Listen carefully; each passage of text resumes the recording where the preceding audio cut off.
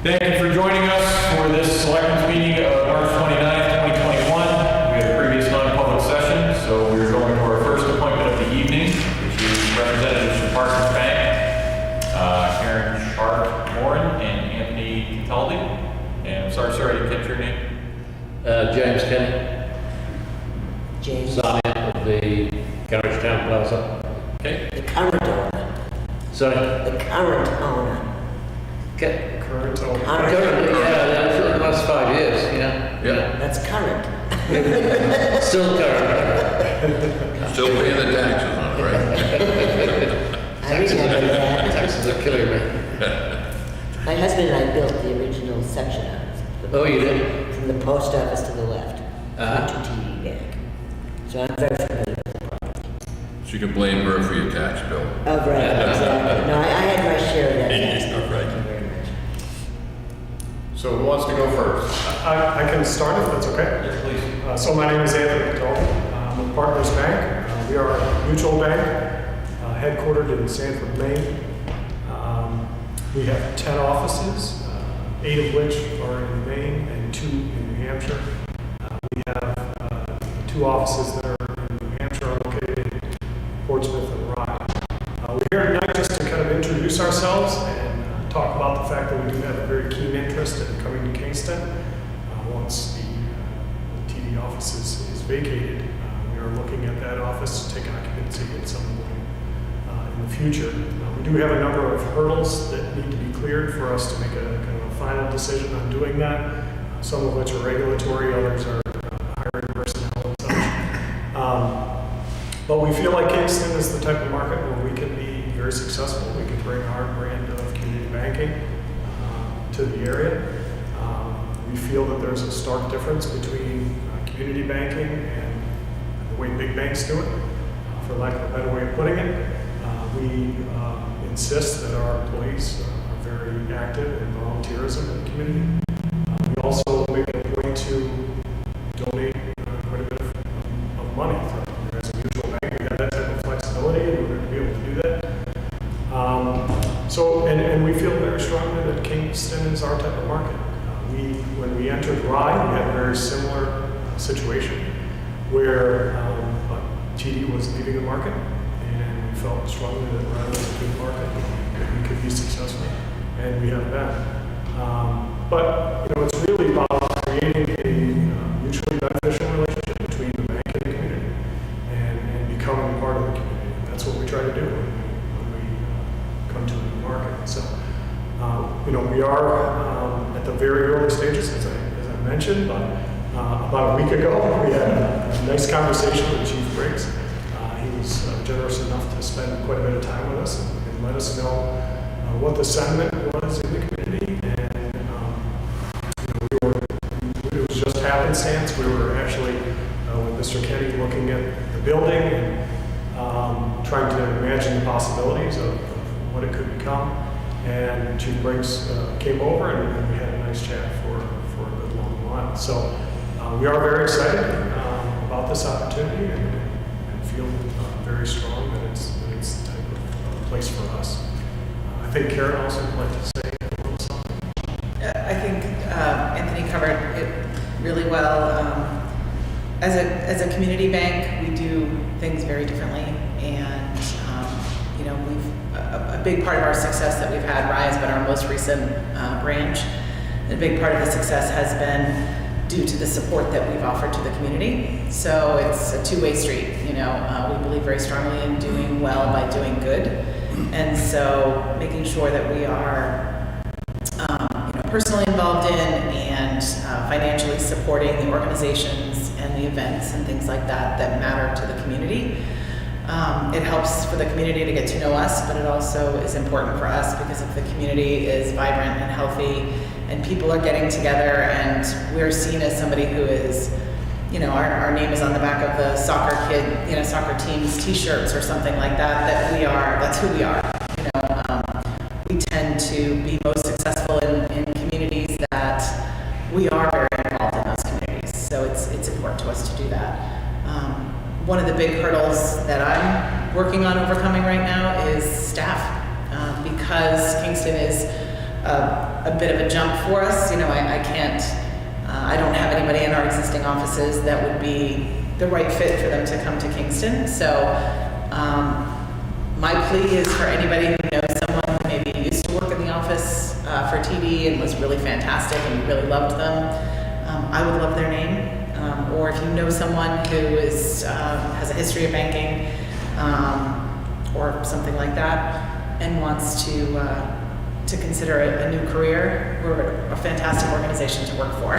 So that's going to be a big one for us, is finding the right staff too. I think Kevin's ready for a change. Maybe. I guess, I mean, it's just so funny that you came looking when we have this wonderful opportunity, because we don't have the word town without a bank right now. But I did look online real quick and see, you do seem very community oriented. But I would ask, this is maybe projected too far in the future, but I know it's dependent on a lot of factors, but would you anticipate being open on Saturdays, at least in the morning? Because it seems more banks are cutting up the Saturday hours, and people kind of need a Saturday hour. Yeah, I don't see us, I honestly, all of our branches are open on Saturdays. Currently, our lobbies are closed on Saturdays just because we're trying to limit the customers coming in, just for, you know, having that time to do the cleaning and all of that. But we expect to open our lobbies in the next few weeks. But we have always kept our lobbies open on It's Saturdays. kind of weird when they have a mask on, you know? I think it's Yeah, so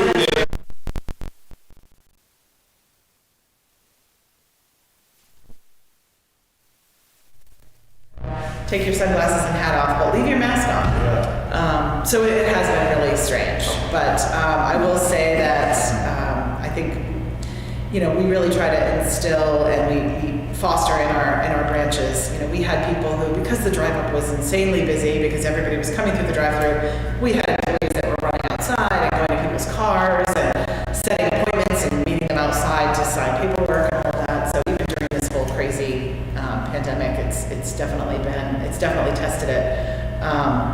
But I think that in many cases, we've actually built a stronger customer base because our customers feel like we really took care of them during a crazy time. So, What does it mean to be a mutual bank so versus a credit union versus a Yeah, national? so a mutual bank is very similar to a credit union. So we're owned by our customers, basically. So we don't have any shareholders. That's the biggest difference between us and, say, a TD, other than their size as well, 100 times our size.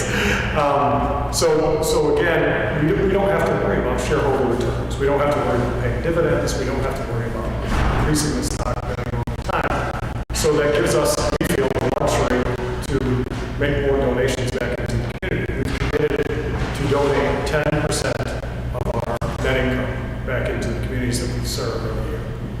So, you know, we make it a point to do that. We have a pretty substantial donation budget every year, and we try and disseminate that out to all the communities that we serve. Particularly in newer communities, just to kind of get our name out there, we make maybe an outsized contribution typically in the first few years, just so everybody has an increased familiarity with us. I know Kevin has been busy reaching out to all the other banks in the area. What made you reach out to us? So we have a relationship with somebody that is a board member of our bank that used to own the Carriagetown Plaza. And so when he heard what was happening with TD, he reached out to us and said, "Do you have an interest?" After we did some preliminary research, we felt like it was the type of opportunity that we wanted to strongly investigate. No question about it in the least, to be honest with you. And it's a great opportunity, especially if you're a community-oriented bank. This is a great time to be there. So, one of the things that we look for is, I'm going to call, probably not term it the right way, but it is, we want the community to want to have a bank, and want to have a community. So that's one of the factors that we analyze when we come to a new community. And so far, we have been so pleased with Chief Brick's comments, with what we're hearing tonight. This is exactly the type of scenario that we want to get involved in. You have no idea how much we hit you up. Yeah, we did get quite a bit of feedback from the people. Oh, no question. We have an online form that people can fill out to have questions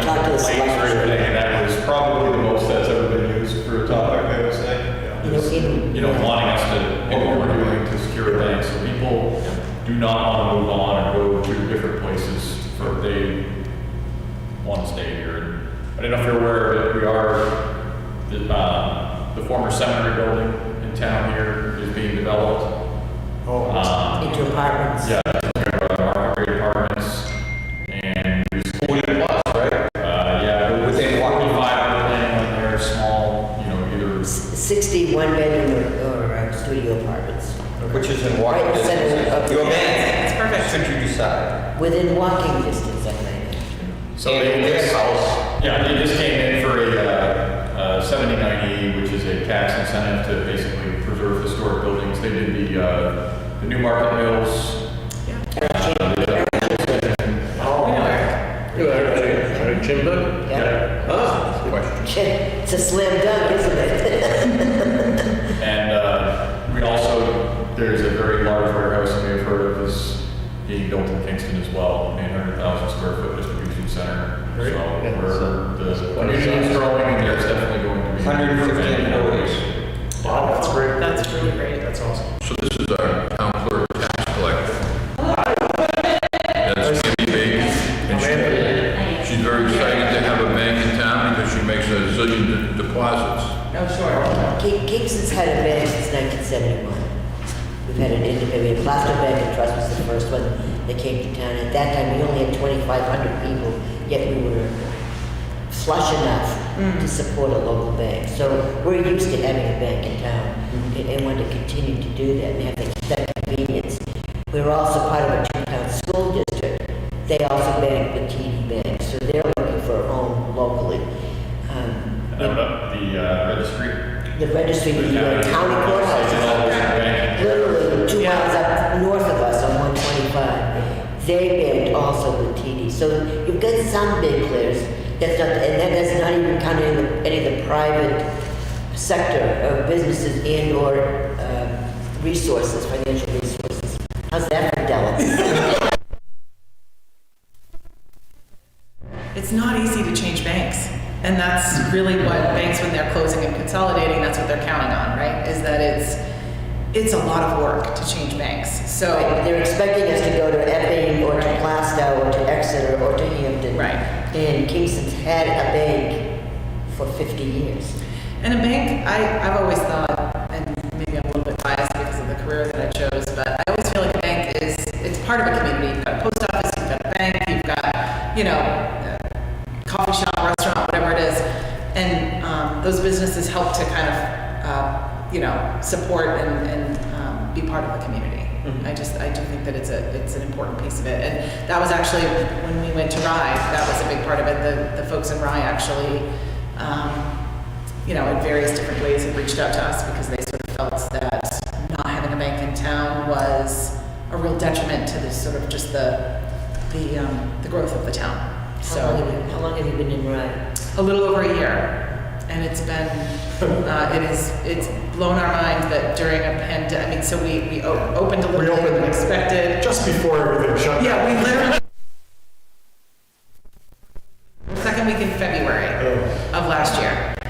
And yet the branch has done leaps and bounds better than we ever expected it to, despite the fact that the manager can't go out and knock on doors and do all the business calling that we typically would do, or have a grand opening party, or any of those things. We haven't been able to do any of it. So we, and there's a lot about Kingston, to be honest, that looks like Rye in the sense of, TD is leaving, there's a bank that's leaving. It's a community that, tries to be a tight-knit community. People are supporting each other, that kind of thing. People know each other. Everybody kind of knows each other. And so we sort of felt like, hey, we've had success over here. This could be a similar, not that it's a similar town, but it's a similar opportunity. We're way more high class than that.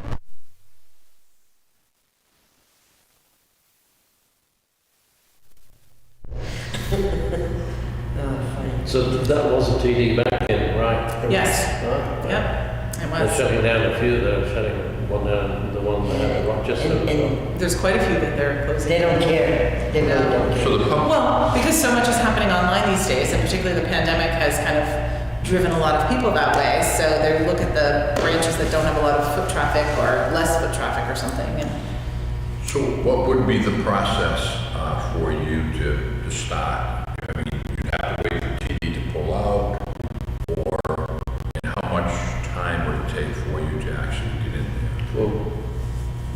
Well,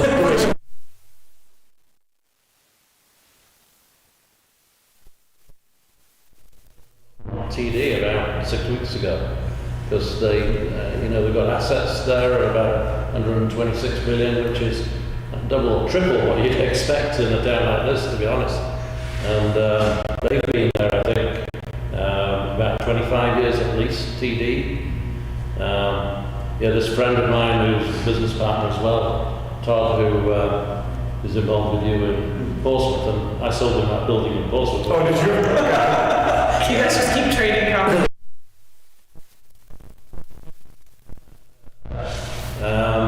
We've had, quite honestly, quite a bit of interest from banks and credit unions. But I don't know, this seemed like a good fit, and as I say, recommended and so on. We're talking to TD now about their lease expires at the end of November. We're talking to them about getting them out of there quicker, because even though they pay the lease under the lease, we don't want a dark building for 6 months, and it's increasingly difficult for someone else to come and take over, their customer base. So I'm hopeful there, if not the 1st of July, maybe the 1st of June even, we'll get them out of there and we can, get on with it. So in the meantime, you can start the process with the state. Yeah. So we have the hurdles are we need to negotiate the lease terms. We need to get regulatory approval, which you're alluding to, which is both the state and the FDIC give us formal on that. And, one of the big ones that we mentioned to you and to others is we feel as though we've got to find the right person to run the location. Somebody that has familiarity with Kingston would be ideal, but, we want to have the right person.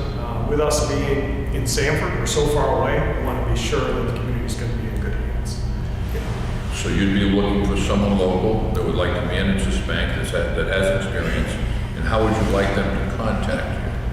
They can certainly contact me directly. I would be more than happy to speak with them. I think I might have given you my card, but if I didn't, I will give you another one. They can contact me right at Partners Bank. So Karen Moran, you can call our direct line.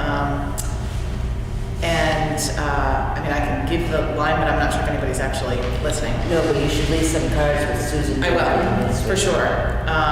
So they don't have to live here, but if they maybe worked here, or I would be even interested if they maybe spent a lot of time in Plastow or in Epping, because they probably would at least have some familiarity with Phil Plant would be. Who? Phil Plant. He's retired, but it would be, I'd be okay with that if you wanted to go.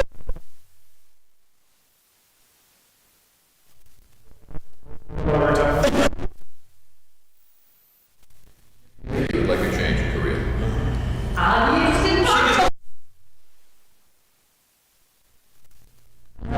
You just got elected for 3 years? Money talks, though, at the end. So how hard is it to change the combination on the ball?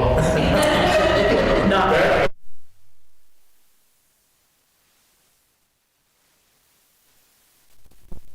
They called in with the state regulatory commission.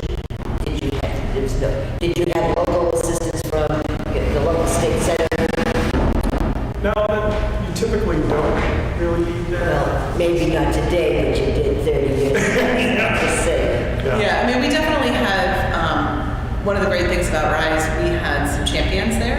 Yeah. So, although we have a real superstar manager who, used to work at the TD in town and was from Hampton and, knows an awful lot of people, we also have a handful of people there, and it's growing, that who regularly, just reach out to their friends and family and business partners and all that and say, hey, we wanted this bank in town.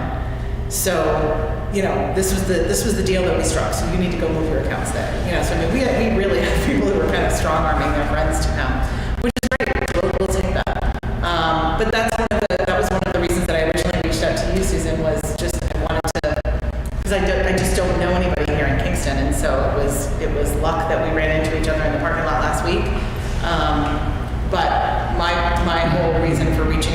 just to say, can I speak with a few of you just to see, what's the lay of the land and how do people feel? But it's come back quite strongly that it sounds, that the town would support us in the same way that we would be supporting the town. Well, if TD Bank had 126 million, it's not chump change. Right, no. I mean, that's definitely, that's part of it. We have to be successful in order to continue, doing the work that we need to do in the market. I have two people I'll set you up with, both are assistant managers at local banks.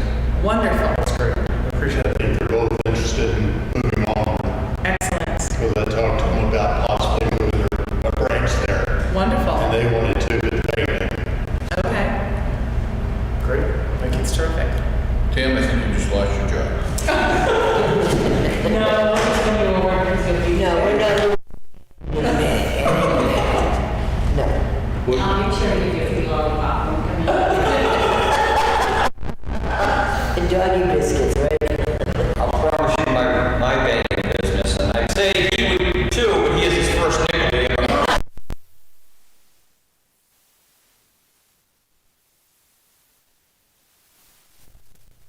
Because in the half hour, 45 minutes we were there, I mean, he must have talked.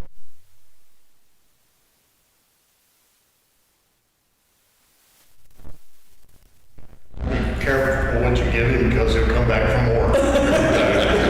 We always do have a nice little coffee station set up in all of our branches where customers can come in, so. So what else can we do for you?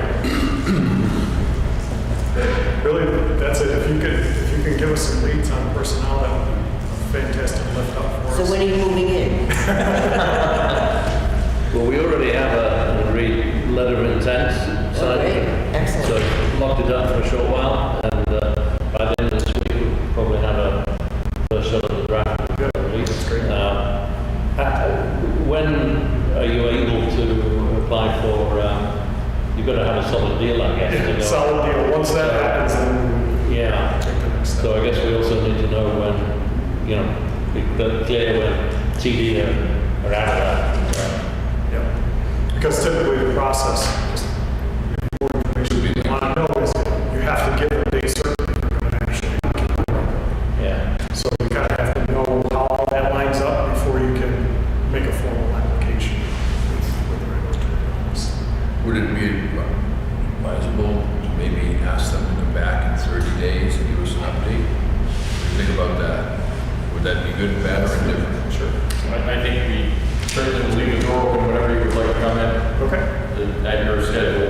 I may be in touch with some of you before then, even if there's, certainly I Just make sure I get a card. Yes, oh, you will. If I have to drive back down here tomorrow, Probably. I'd drink a lot of them if I were you. yeah. Probably have a lot of people with a lot of questions. So after coming here tonight, being transmitted into every home in Kingston and other towns, Newton as well, has. You need to contact the school, like the manager or business administrator. So there'll probably be a lot of questions that we can send to you. So maybe if you come back in 30 days, that might be. And that may be more, at that point, we may have, because it is a little bit strange that we're coming here saying we'd love to come here, but we don't know if we can. We don't Yeah. know if it's the right thing. Yeah. So, certainly in another 30 days or so, I think we'll have a much better idea.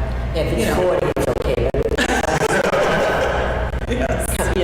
Keep in touch and let And us know. the good news is, certainly if there are accounts that need to be moved in the meantime, we can accommodate all of that here. Nobody needs to drive to Rye or Portsmouth to open an account if But they. that means you have to be coming, because you Yeah. Right, once we knew it, yes. But because there may be some delay. One of the reasons that this potentially will work for us is that TD doesn't own the property. If they did, it would likely be a similar situation that happened in Rye where they blocked it up where nobody can go in there for 5 years and they And they still do that now through the end of December, Right, for the obvious purposes. yes. Excellent. Thank you for having us. Thank you very much for putting us on the agenda. Thank you. We look forward to doing business. Make sure you get one.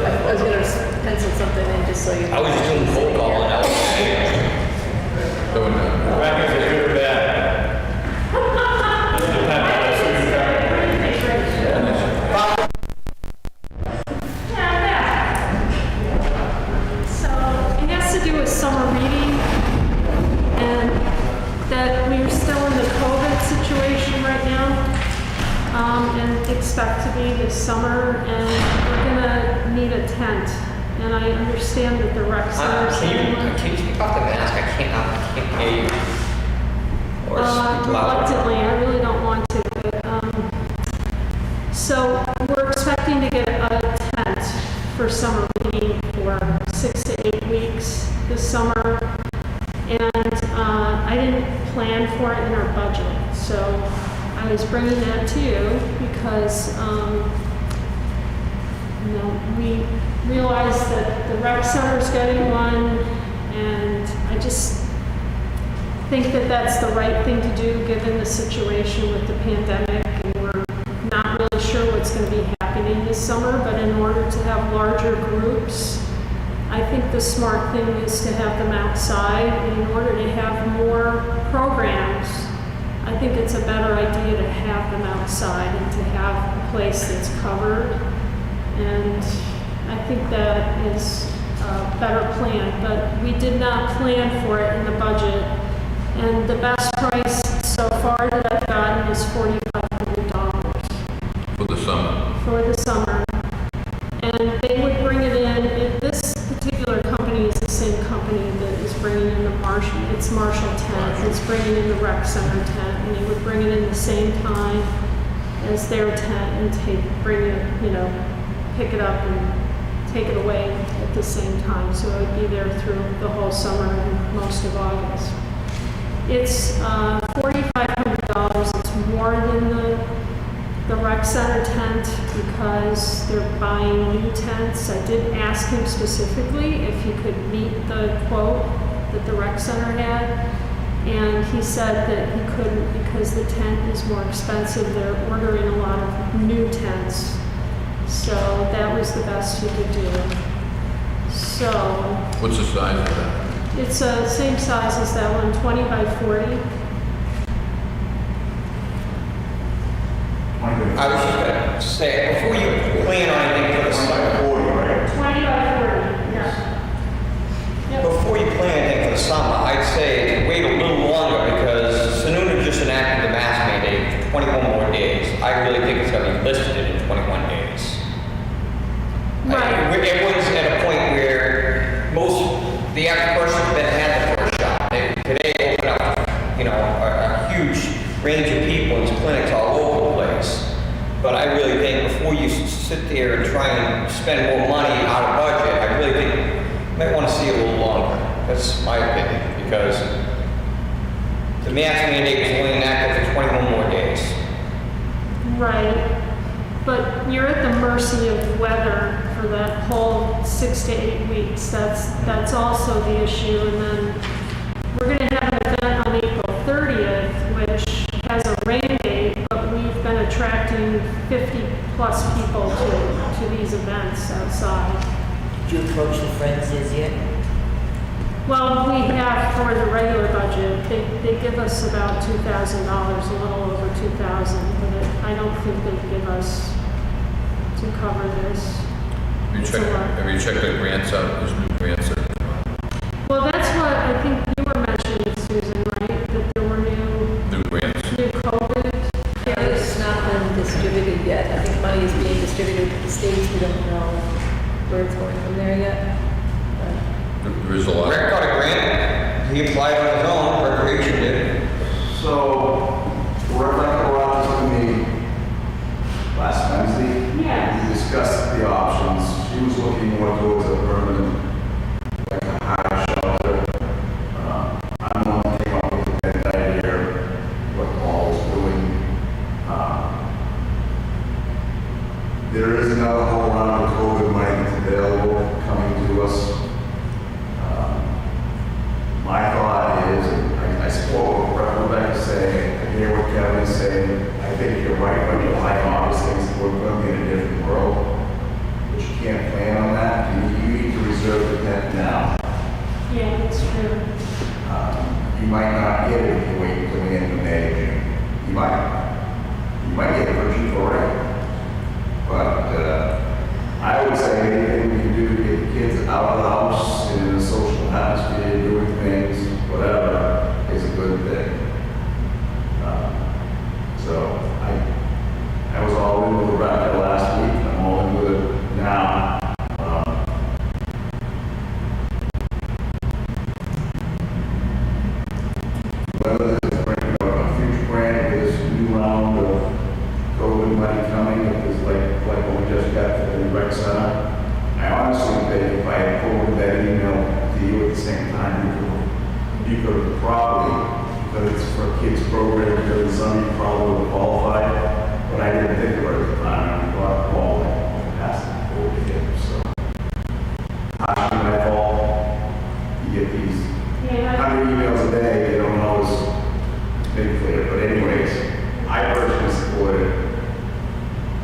Was there any money, is there any money in my budget? No, but I mean, that's what we're in charge, that's where all these crazy things come from, crazy things, all these things kind of get charged anyway, so. When do we get the guidance from the state? Back there and say it's a good idea. $1.9 trillion that's out there.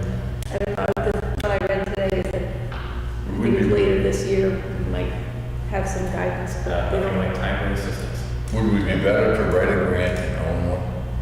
We have Kingston Days, we have a lot of events that go on, to write a grant to own one? You don't want You don't want to own it, Joe. It's a Liability. lot of liability, and it's also has to be stored a specific way. Okay. It's very strict. You have to be careful about dry rot. I mean, And it's just, cleaning it and keeping it yeah, clean. it's, and they take up a lot of room too. I used to put up bubbles, and if they're not stored perfectly, they will literally be destroyed by the mice, the rats, Yeah. What were they? everything. The bubbles over pools and tennis courts. Okay. I mean, So what's your drop dead date on getting this reserved? This company, March 29th, they have to have a contract So signed. that's today. That's not gonna You're work. right. It's not gonna work. It says total due by 4/9, but they did want to, yeah, I mean, obviously it won't work. But yeah, I think that was their drop dead. date. March 29th is, Yeah. Today. that's today. Yeah, it is today. I know I would feel better if we just kind of checked. I think we need we probably get some wiggle room there, I'd say. I would ask for that, for sure. Can we put you on the agenda for next week to follow up on this? That's what I think is, you know, And I can check in, I called the state last Thursday for Paul about the questions he brought up last Monday. And they basically told me, we're not gonna give you an answer because it's all gonna change next week. okay, I mean, it's changing week to week. I was gonna say that every week or every week it's different. Yeah, I mean, it may be, but every week it seems, Yes. even though some of the stuff's spiking and dropping, so But you want to set requirements. okay, So and I'll get this extended. my question was about the seniors, though, with old people. If you've had both shots, what do you have to do? Can we restrict it to people who've had both shots? Yeah, but you're talking children's program and different than the breast. But it's still the basic answer they told me on all COVID stuff, that's changing every week. Right, and this would be available, we had groups that met outside through October. We had knitting groups, but they had no shelter, so this would at least serve till the end of August. And then I did talk to Rich about a more permanent structure that could possibly, I don't know, it qualifies under impact fees, but to have some kind of pavilion that could be built in the future, Does it- possibly. Why couldn't we use the gymnasium over to the Swayze? Because we don't own that building. But I mean, we don't, but they still allow us to use it.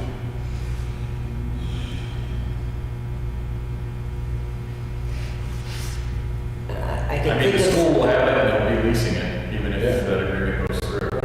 but you're not gonna, Well, let's do this. Let's regroup next week. If everybody can kind of go out and just kind of follow these other avenues and just see what if any of this emergency money is actually going to get here this year. And we'll get you on the agenda and we'll see Okay. what we can get done. Sounds good. Thank you for your time. Thank you. Appreciate it.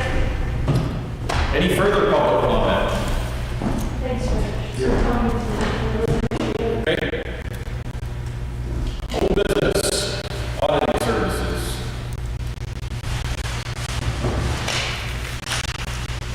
Breakdown in your packets.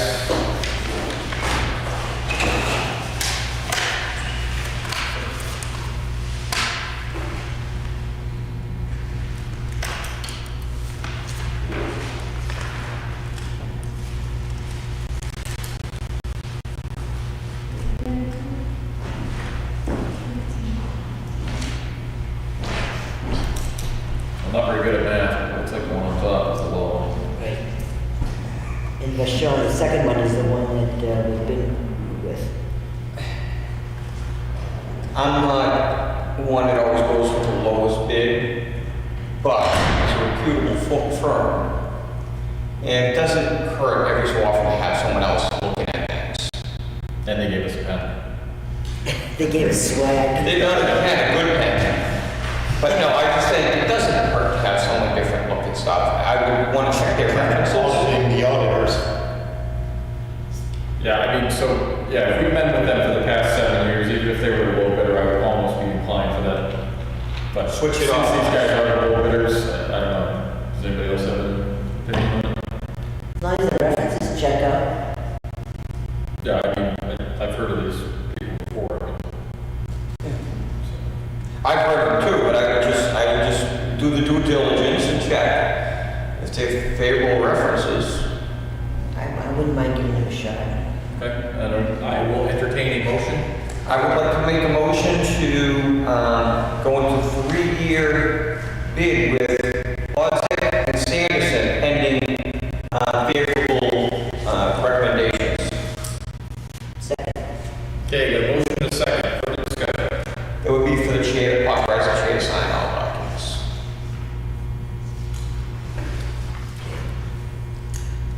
Alessio? Yes. Briggs? Yes. Coombs? Abstain. St. James? Yes. And Wilson? Yes. Okay. We got a new auditing firm. Are we okay with Susan calling, or you want someone else to call, or how do you feel? What do you want to do? Those references? Yeah. Sure. You want to check those, Susan? Sure.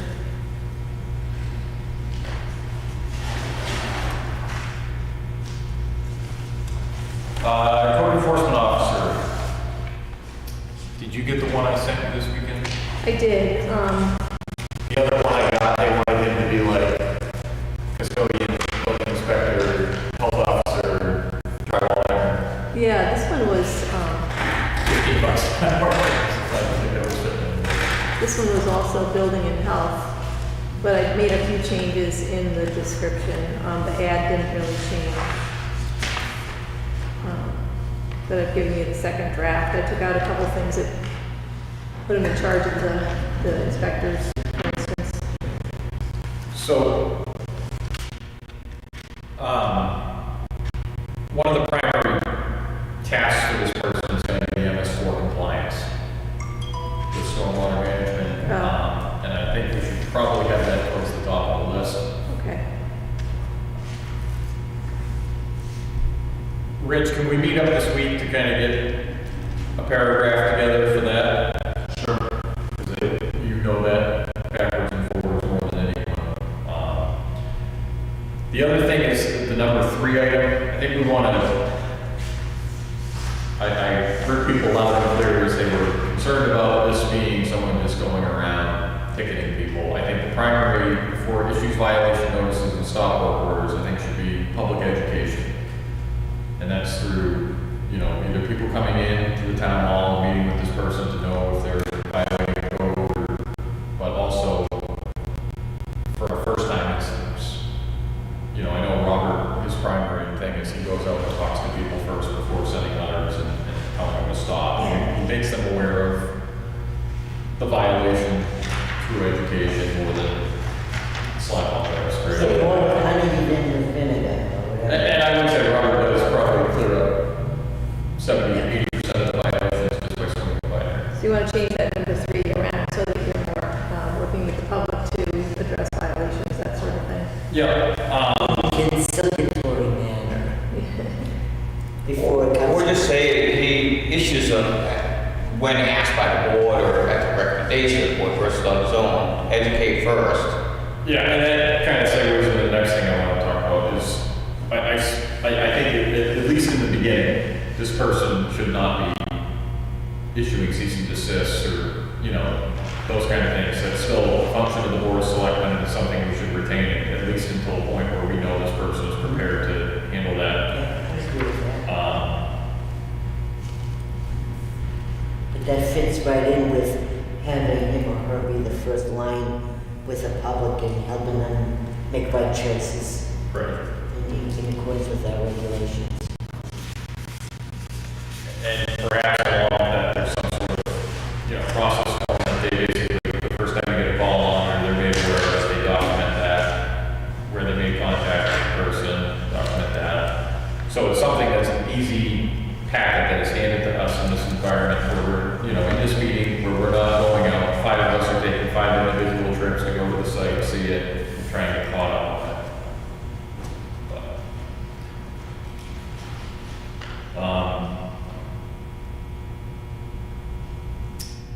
And then I did not see, and maybe I'm missing it, but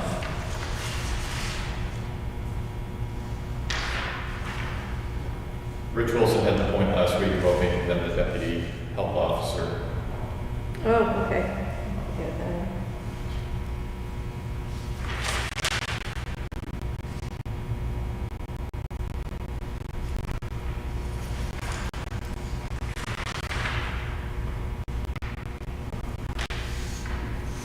Say that again, how do you want to word it for the health officer? He's going to oversee the health officer? No, he will serve as the deputy Deputy health health officer. officer. Oh, he'll be the, okay. And the point in that is trespassing. As the health officer, you have the right to trespass. As police officer, you don't. Strange That law. would be the primary.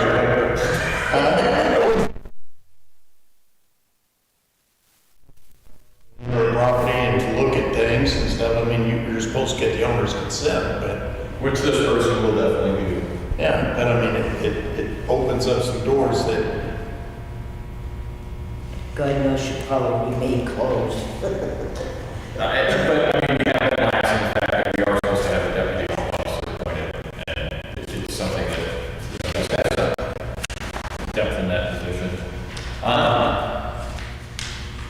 On the knowledge and skills, I don't know how much you want to put specific, but I really think they should have some computer skills, considering we want to go to online type thing, or, everything should be entered into a computer.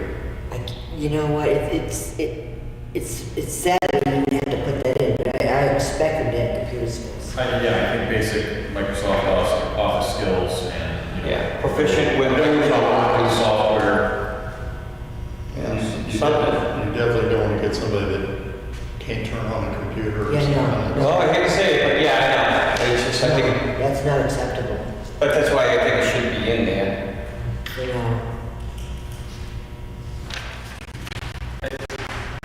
So, as far as the knowledge and skills, I guess I want to get the board's feel on this, because the way I see this working is, this person is primarily going to be engaged in working through our backlog of code enforcement issues.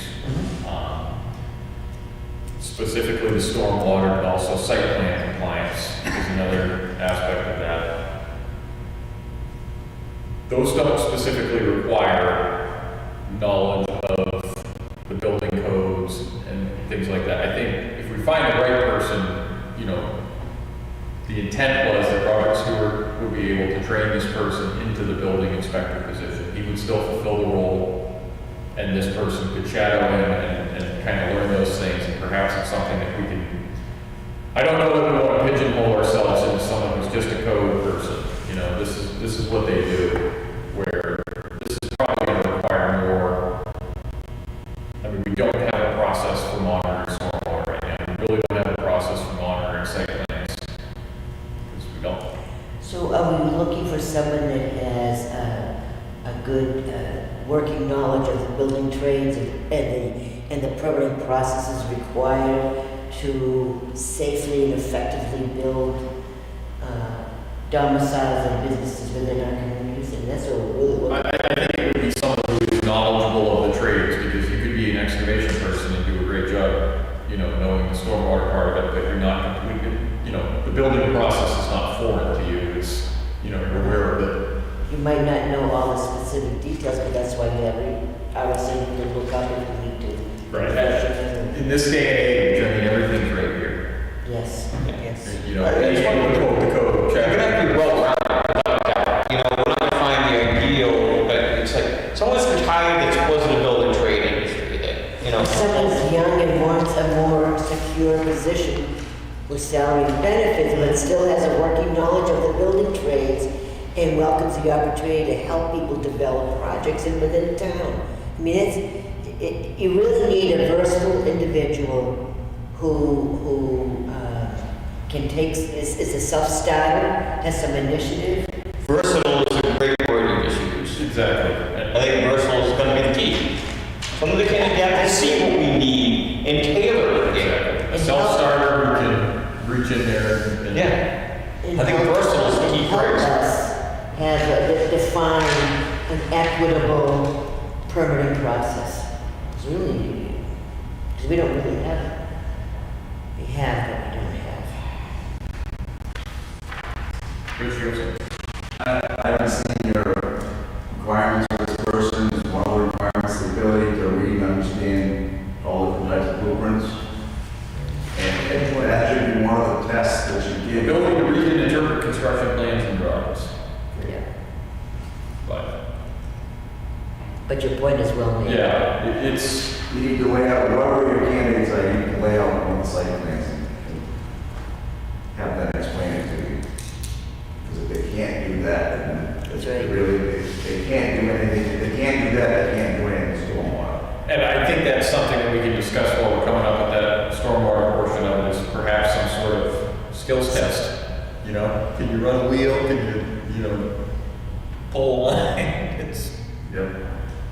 because those initial ones, those are gonna be the key things, seeing where, you're supposed to be 300 feet back in this instance, why you're 100. Ability to walk on site, understand what the plan is, where is the structure, in relation to the plan, is it the right spot, and is it the right depth and condition that it's supposed to be in. Those are all basic skills, but if you don't have them, you won't be much use. I mean, anyone can learn, But I think that's where the versatility comes, is some sort of practical skills test, that It'll be interesting who applies. I think it's got to be a good job for the right person, I think, but it'll be interesting who we find. anybody else? We're getting there. Yeah, it's good. But I want to take the time on this, and I appreciate the board giving us the time to use. All right. Sale of town land. I haven't heard anything back from Dennis Quintel on the call. I don't know if Susan, has he reached out to you at all? No, I haven't heard anything. He's aware of what parcels we're looking, and he said, get a hold together and get back. Okay.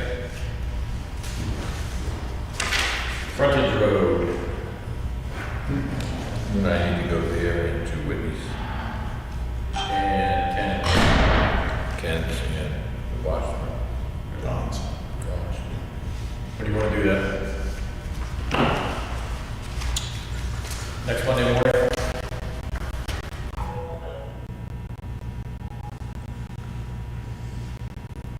Or do you want to check with those guys? The 5th, Yeah. what time? 9 o'clock here? Sure.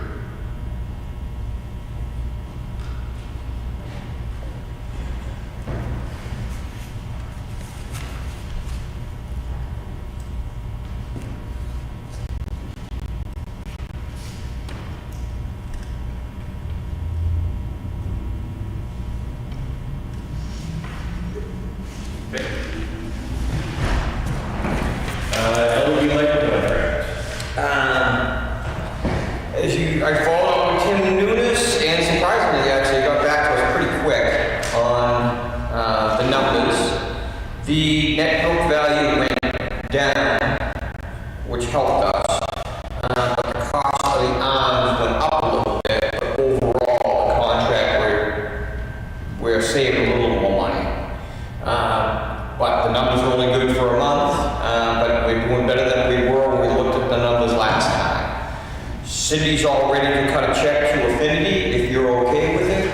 I just told her to hold off until we talk to the board, but all the numbers are where we're supposed to be for the numbers. Actually, save a little bit of money per month, but So did we change the contract to reflect that?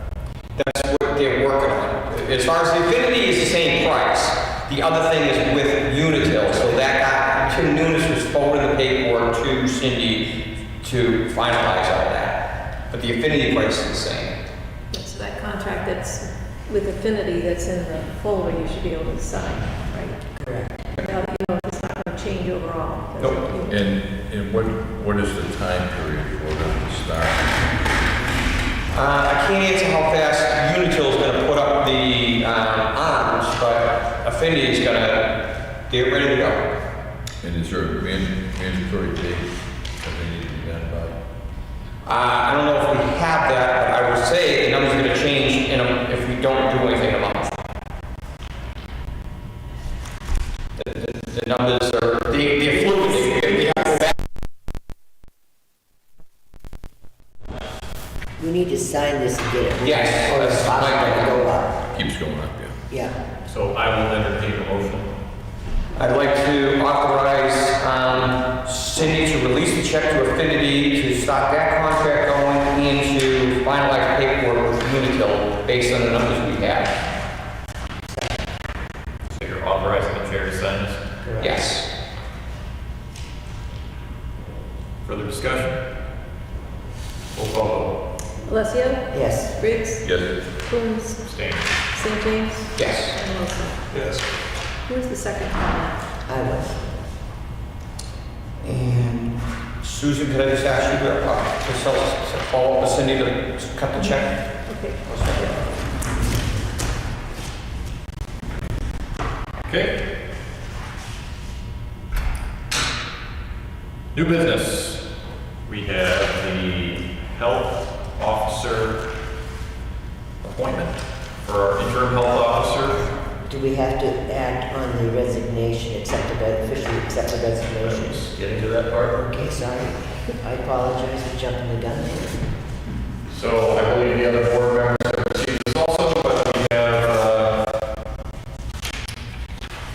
received the resignation of the health officer from Peter Broderick. And so Rich Wilson will be our interim health officer. And that position is posted. If anyone is interested in applying, you're welcome to do so. But in the interim, is there any issue with me signing this? Anyone? Okay. So how about if we accept the, Mr. Broderick's resignation as health officer? Second. Okay, motion second. Further discussion? Hearing none. Roll call vote, please. Alessio? Yes. Briggs? Yes. Coombs? Yes. Wilson? Abstain. Sorry, and St. James. Yes. You're just shaking things up for us, keep us on our toes. Shane? You should have a book contract there. I've got something else first, though. Did you want a motion appointing Rich as interim health officer? I thought we did that last. Oh, we did, okay, I don't know, I just want to be sure. Well, he was under him studying, but I guess, I don't know, it's been done. Signed the paperwork last week. Okay, then it's done. It's done. I wasn't sure whether we had or not. As an interim, after I apologize for crossing that word out, by the way. 47 New Boston Road. Shoreline protection issue. That is, Abby came in and brought that to our attention last week. Like crap, Charles. I went by there and talked to the brother of the owner. They've put in a driveway that they've now applied for a permit for it. It goes back behind the house to a stable, a temporary building like a kind of a lean-to type thing for a horse shelter, a portable structure, and it cut down a tremendous amount of trees all in the, what appears to be the shoreline protection. They have contacted Abby on guidelines on what they need to do and are proceeding with that. Do you know agriculture is exempt from the Shoreline Protection Act? Actually, there's guidelines for horses in the shoreline protection that they have to follow. So, but the tree cutting's not exempt. So, you we're not acting, that's basically that we've done something about it, just so the board knows. Debbie dropped a lot of paperwork down with them today. She sent me an email.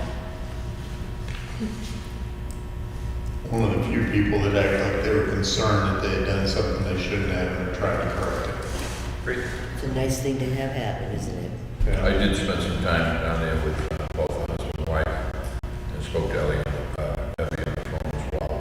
She was telling what types of bushes and plants to put in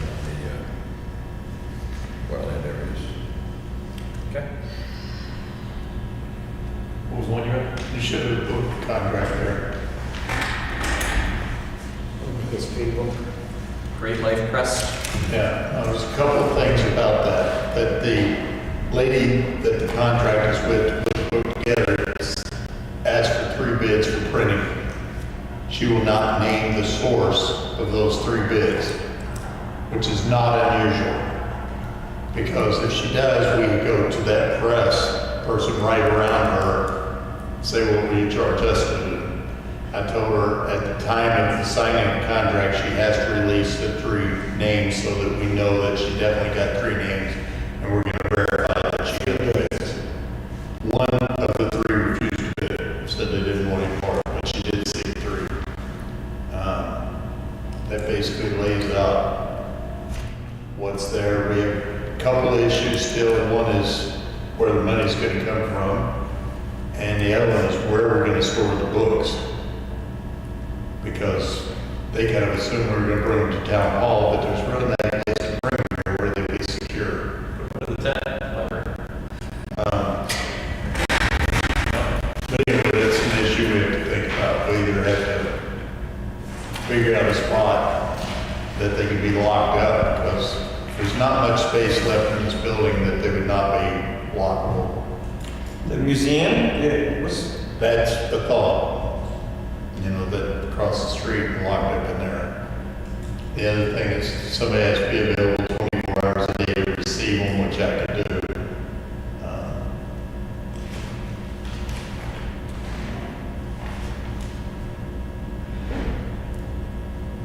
So this is for $18,000. It's a lot of money. I mean, basically they revisited their figures. They were shooting for about a $10,000 profit. Now it's at about $879 or something like that. Once they took out the ones that they give away, because they give them away to major donors, they give them away to the sister town libraries, which is like 4. I don't know, there's a few that they give away. By the time they eliminate that. We'd be happy to be breaking even in this thing. Yeah. To be honest with you. I mean, that was kind of the goal originally. I think we're gonna have to bring Cindy in on it, just to figure out how we can do it, because to be honest with you, what we're trying to do doesn't meet Gatsby. If you knew you were gonna have this expense, we should have budgeted for it.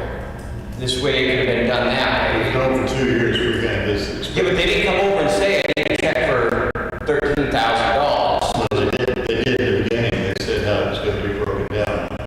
It expanded when they went from 500 to 760 pages.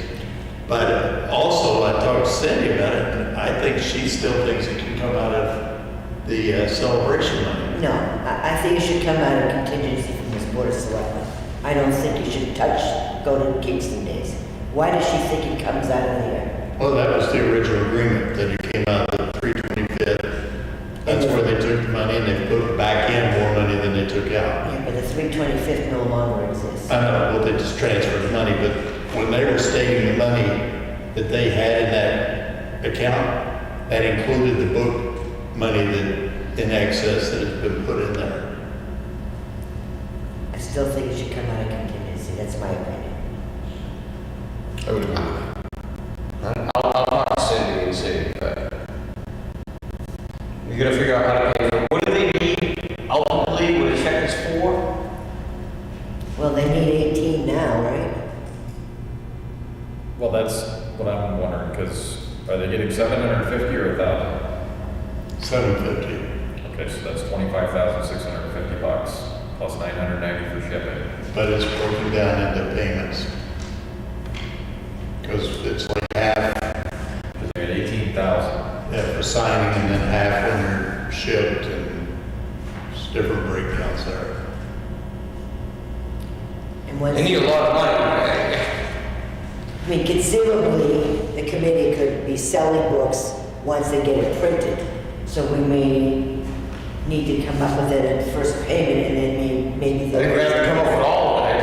I really think they should consider the people that said reserve the book. They should get the price or reconsider those people who set the price. Everyone else gets more money. I don't know. Well, I don't know that you can do that now because everybody agreed on what to sell the books for. I mean, Yeah, those people. No, I brought that into here. I've talked about that several times. we have. So, before I sign this, I would want to see what the breakdown is for this entire thing, because almost this is not saying 18,000, but then they're saying 5,000, and How many books are being printed? 750.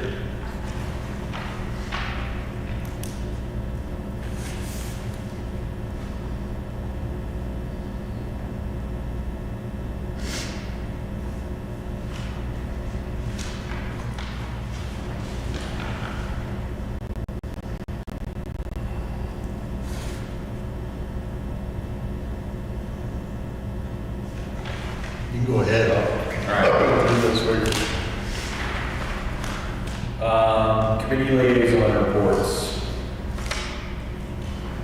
I met real quick with Cindy just to get some information, and someone was asking about the credit card, so she's going to get working on the credit cards. I will bring that to her based on today and everything else happening. We still got to do, I don't know where she's at, but I mentioned to her about coming up with training for everyone online for, for all the employees who were asking training, see where we're at with that. And we'll take a look at evaluations or, come up with a form for stop early so that we're not in the position we're in next year. And this project is set up for Yep. developing an equitable, reasonable evaluation form. I will be meeting with Graham later this week. He was due to do the final draft of his employment contract just the week before his house was burned. And so I have not bothered him since for obvious reasons, but I'm meeting with him on Wednesday and we'll go over that and get that wrapped up. I've been in touch with Carol Carbonell from the Kingston Days Committee, and we went over a few of their concerns about the event of the weekend, and they're meeting this Thursday night at the rec center, and I'm going to attend and offer some assistance. She did call me, I gotta get back to her regarding the town. Yeah, and Kevin, thankfully, has also offered to help with the capital that project, so that's going to be a huge boost. Which I'll need to talk to you, Phil, about that. What your requirements would be for a fence.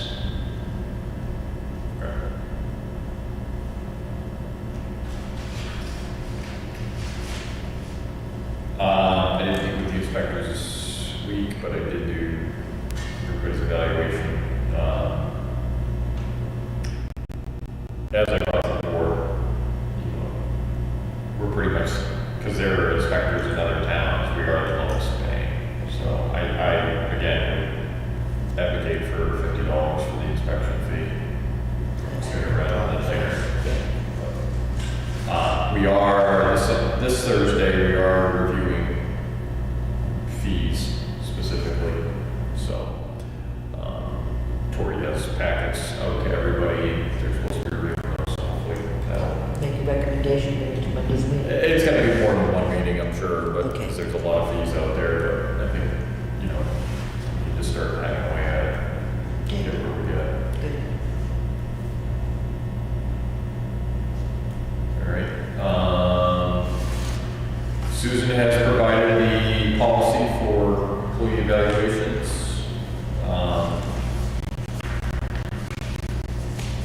Take a look at that.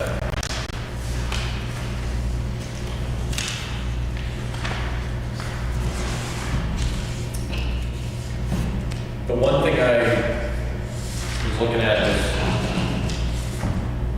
we were revising this process is as we're redoing the evaluation form, perhaps doing a self-evaluation by the employee. Since most of our employees work independent, well, the ones that this board directly rates. The department heads pretend to be, Yeah, I mean, we have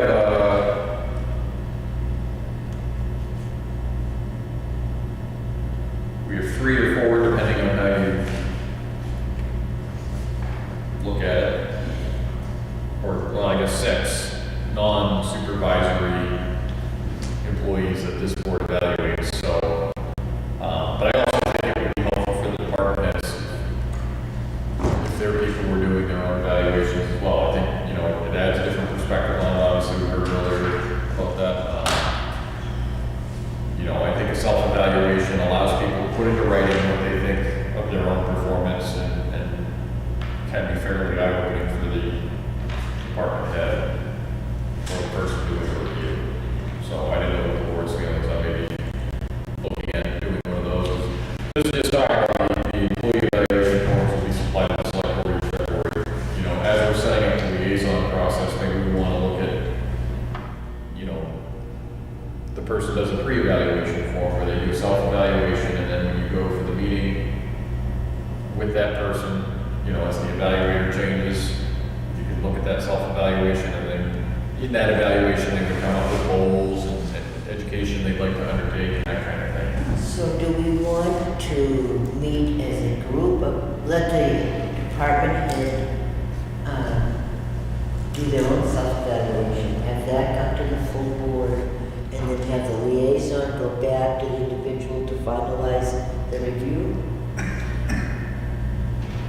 I'm not I think in saying. the ideal scenario, we would be doing a pre-evaluation, a self-evaluation, like you're getting into an evaluator, you just finished your old evaluation, and it doesn't have to be right now, but maybe June, July timeframe, we're meeting with the new evaluator, you know, the person, the department head, or whomever is meeting with the person, they've done their self-evaluation, and you just kind of develop a plan for them for the year. So when we're meeting with them in February, it's, here's the plan we laid out, here's what you felt you needed to work on, what did you do to make it happen? So the employee would in fact do a self-evaluation and give that to us in June, let's say. Yeah, and so it would be the direct liaison, Yeah, meeting with them and developing the plan with them. yeah. But then the entire board would, as we do now, the entire board would do the actual review. But there wouldn't be a need for. Next February. Right, but there wouldn't be a need for a pre-meeting. I don't know. Because I think where the confusion came is there was an evaluation done by one of us. We'd meet with someone, give them that evaluation, then come to the board, then go back. Right. I know when I met with Susan, I just had a piece of paper and I was writing stuff down and, you know, taking notes but it'd be better if not, that didn't take place a week before the evaluation, and if it was, 6 to 8 months before the evaluation, so the person actually had some time to put these things into motion and sign up for classes and, make improvements in their job performance. The good thing is sit down, spend some time to sit down and learn exactly what they're doing, what the changes have been for the year, what kind of grants they're writing. I spend quite a bit of time with the people that I evaluate to see if there's been any changes or whatever. But they could say, well, it's June, but in November I do this. And so you could be like, all right, I'll swing by and see when you're doing that, or, be on site for that. It gives the evaluator a better, here's a couple of things that I need to be privy to when they're doing them, so I can just kind of evaluate their performance when they're doing this event. If you're an active liaison, you're seeing them throughout the year anyways. And that's why I think it's beneficial to set up the liaison as we have, and, you know, we interact with them. But there's a starting point where they can at least say, like, here's the big things I've got going. Yeah. Yeah, but we should know what are their goals for this coming year, so that we're aware that's what we will look at as a liaison, and then be able to ask for status report. How's it going? Do you need some help with anything? Is there a resource that you might need to help you fulfill the goal, or special challenges, so that it's a work in progress all the time. It's a live document. It's not a static once a year, boom, and you're done. It's not that at all. It's a way to help them become better overall all the time.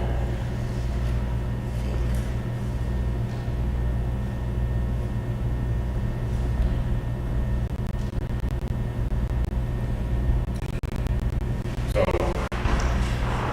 let's read this again and make sure this is what we want to do. Yeah. So I'm saying instead of a pre-evaluation meeting, or, well, I mean, it would still take place, but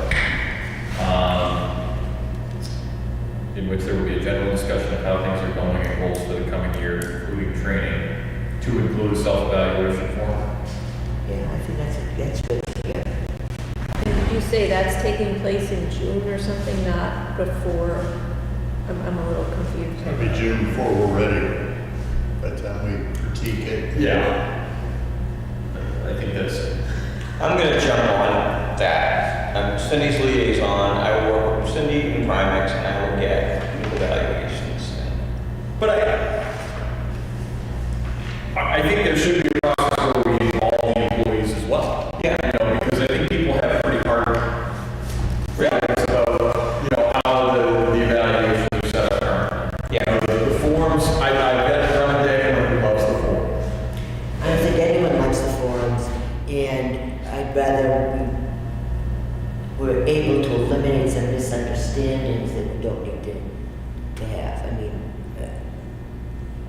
if it's clear that they're going to have a chance to evaluate themselves, that we're going to evaluate them and we come to consensus on where we move forward, that would be ideal. And then it's, as I said, a living document, work in progress, so that it's to help them, not hurt them. Right. And it would be similar to how it went this morning, where we meet with the department head, basically the liaison would be the person presenting, that employees review, you know, as they've done it, and the board can weigh in on it as necessary, but the liaison is just kind of there through the whole process, from the initial self-evaluation right through to February. Yeah, I agree. But yeah, that would be great, Kevin, if you could. Chief? Yeah, it's not sooner than later. I'm not gonna let this stay. And I think one part of that would be helpful with this is either an online class or something like that from Primex that, here's how you do evaluations. Yeah, no, it'll be done. Okay, great. Anybody else? No.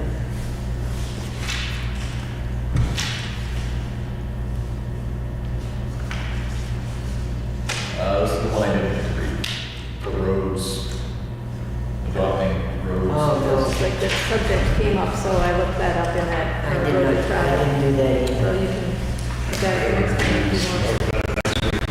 All right, so everybody okay with postponing this one till next week? Yep. Back to this, I understand it, but I think it's very confusing, and I think it needs to be changed. What do you think? This is the vote, but it says what she wants, but it doesn't break down the payments, and the thing they gave me before broke down the payments, and that's what we need to see. is- Yeah, I think just expect the timelines, yeah, what's that money? I will Then we talk can to figure out. Bob and see if maybe he can come in like Thursday, maybe right after the inspector's meeting to go through it with you. Okay. Maybe just because he's got it all down and Yeah, I think the biggest thing though is if she can modify that document to reflect that, but yeah, it would be it needs to have more figures in there than it's got. Yeah.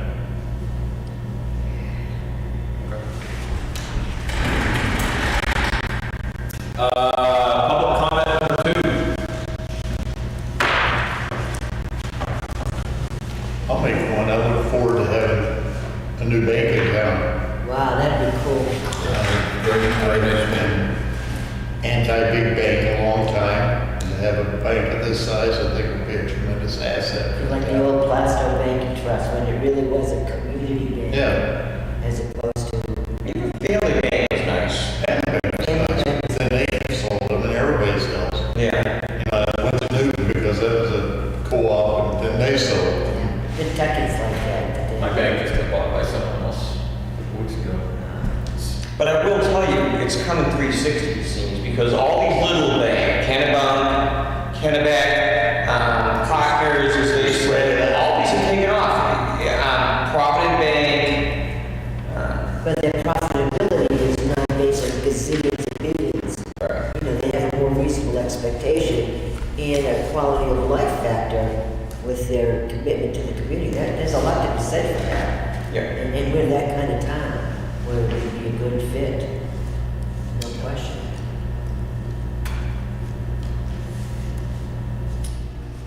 So I don't, sorry.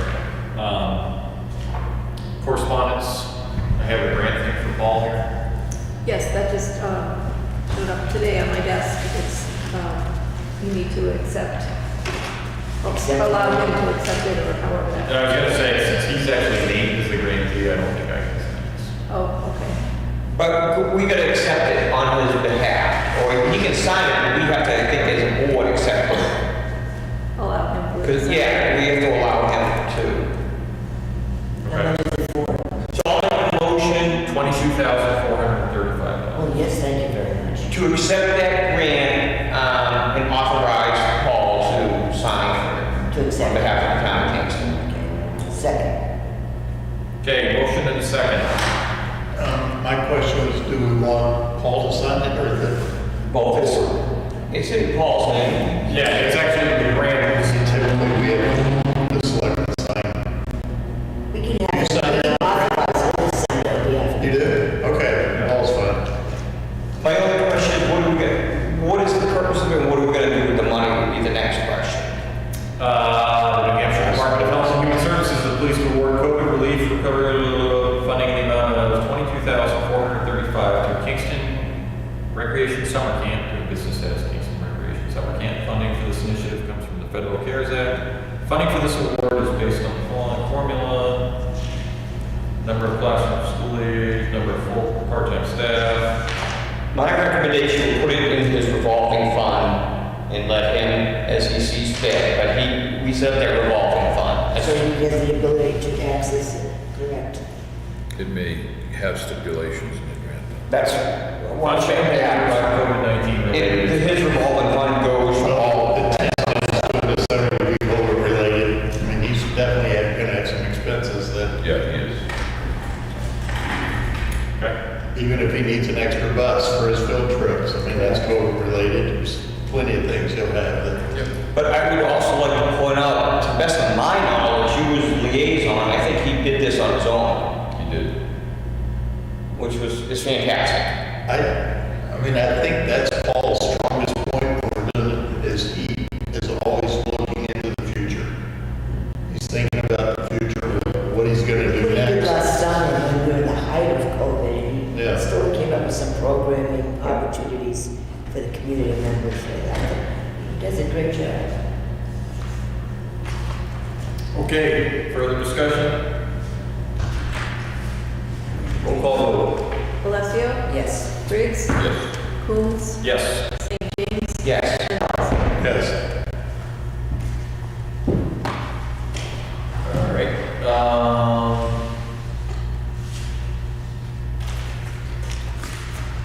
The vet credit application here.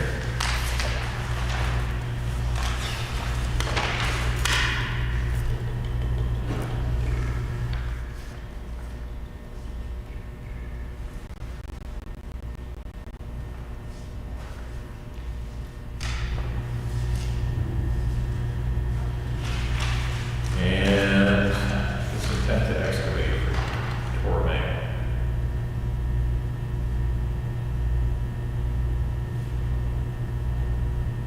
Have you been down there lately? I have not. I will try to go down there and see what he's done on the berm. Because they were supposed to have started that last week. And I never got anything. They did blast the other day. Very, very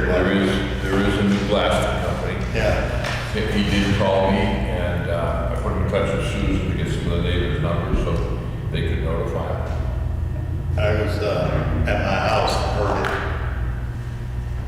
I think they're still blasting on the back wall. Probably because I never heard them before, and I heard the last one on the back wall. Because like he says, then it gives them the whole pit to echo it out. So do you want to follow up on this and see what the plan is for this? Yeah. If you do talk to him, I know CJ there, he said he was going to provide a drawing of the berm that they were going to do, so we can just provide that to the residents over at Door Road as well. And Dawn and I will take care of these backyard ones Monday. Take a motion on the minutes. Make a motion to approve both public and non-public minutes as written. Second. A motion and second. Roll call vote. Alessio? Yes. Briggs? Yes. Coombs? Yes. St. James? Yes. And Wilson? Yes.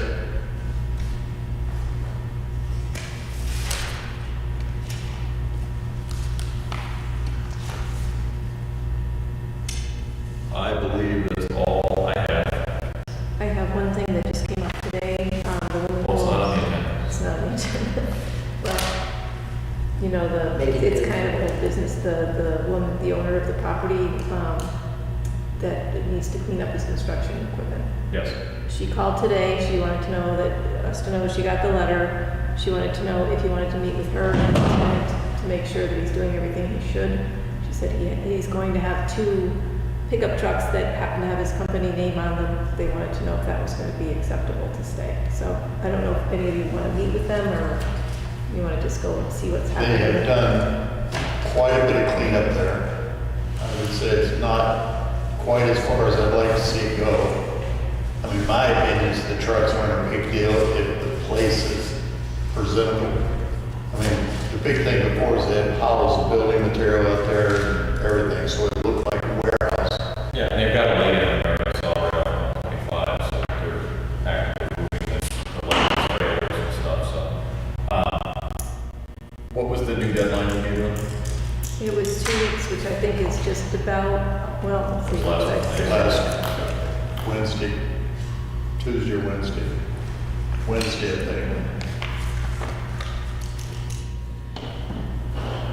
The old thing. That's the letter you and I had on the next day. So 2 weeks is Wednesday. It'll be a week from tomorrow will be the second, or a week from Wednesday will be the 2-week deadline. Get a car downstairs. I mean, the whole point of the ordinance is so you could have a lettered vehicle, you know, tool truck or whatever, so, I don't. It's, like I said, if you remove debris, that's the biggest part. They've done a good job so far. They have. They made a good faith effort to They do made it. an effort. Do you have a planning board meeting tomorrow? No. Say we could- Isn't that the planning board's ordinance that we're enforcing? I guess if we want to just get clarification. We'll have a meeting next Tuesday so we can get a clarification. As long as they have no issue with that, I mean. So what does Susan tell them? We're getting clarification from the planning board, but as of this moment, we don't need to be outside. Okay. Just let her know that I have her number if you need. I don't know why she couldn't say that he has made an effort and we'd like to see him continue cleaning up the property. You know, just, They have made a good effort. the more he does, the better.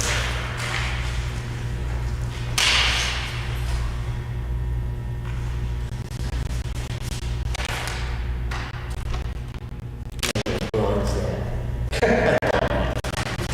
Frame it. Oh, yes.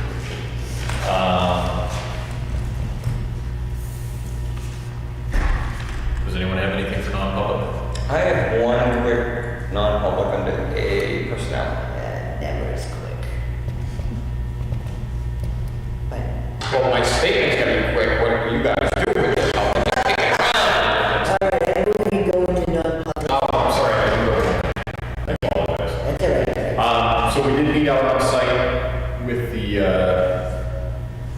CMA engineers at the landfill. And it's a really good meeting. And what I was thinking of doing was just doing a write-up on it, presenting it to the board with some proposals.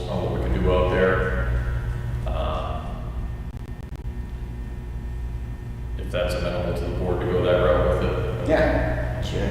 So, I will, I'll try and have that for next meeting. Other than that concludes the selectmen's meeting, the public portion of the selectmen's meeting for March 29th, 2021. We have one item for non-public under personnel.